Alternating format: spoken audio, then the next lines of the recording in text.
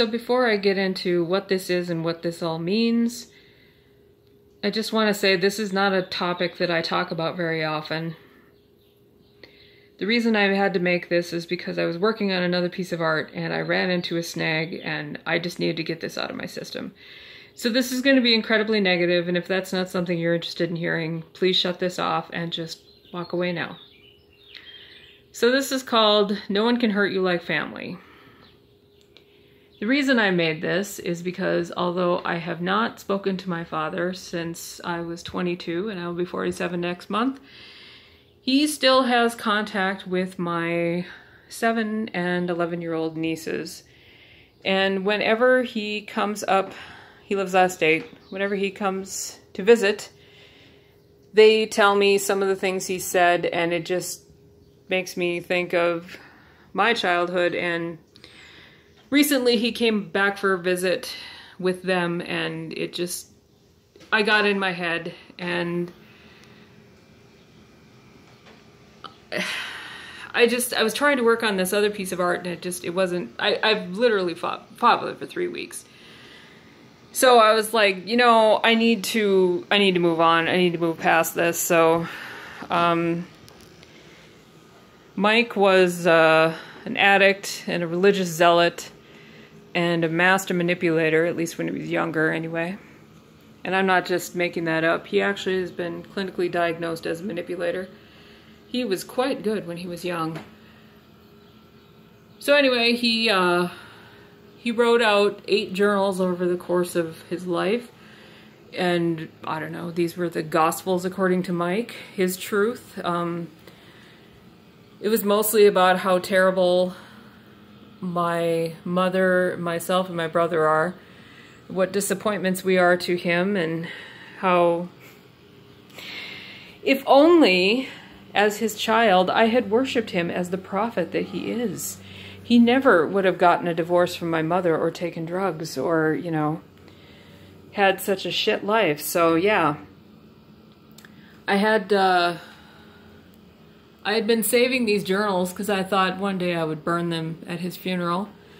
But as I said, I got stuck in my head after hearing my niece talk about this, and so I thought, well, I'm going to burn some of them now. So I burned the first journal, which is from the 80s, which is right after my parents got a divorce, and this journal was particularly cruel and vicious and vile, and after I read it, I felt like I drank a bottle of poison.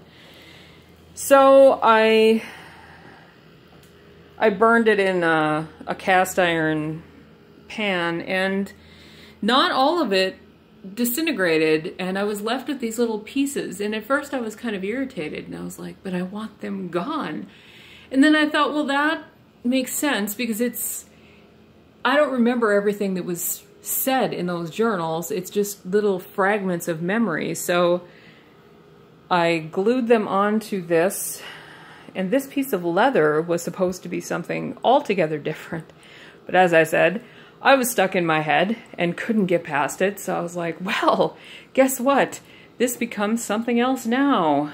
So I used this, and I actually mixed the ashes from the journal in with the paint and put this together, which I think represents my anger towards him quite well. Even the 2 faces is very Mike. 2 faces, neither one of them good. Anyway, the pins also represent, I know that when I cut myself off from him, I know that hurt him, but it was self-preservation. As I said, I don't want to get into the details. It doesn't matter anymore. I'm not as angry as I used to be, but every once in a while I think, yeah, I wish things could have been different. Believe me, I tried to work it out. Oh, did I try and work it out. But you can't have a conversation with somebody who doesn't believe that they've done anything wrong ever in their life, ever. Every single thing he's done has been righteous and good, and he's never made a mistake. So yeah, cleansing by fire, man. And putting this together, I feel like I can finally, if not move on with my life, at least move on with my art.